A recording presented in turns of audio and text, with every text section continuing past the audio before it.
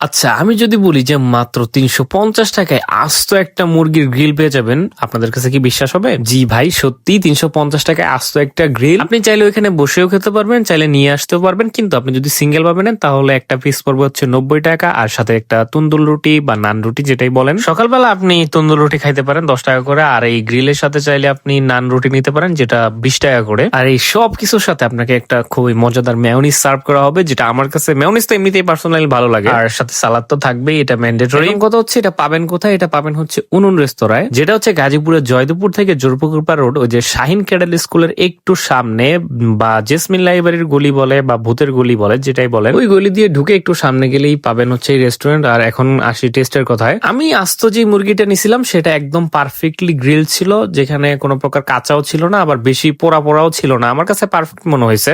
উপরে দেয়া চামড়াটা থাকলে বেশি মজা লাগতো, বাট চামড়া ছিল না।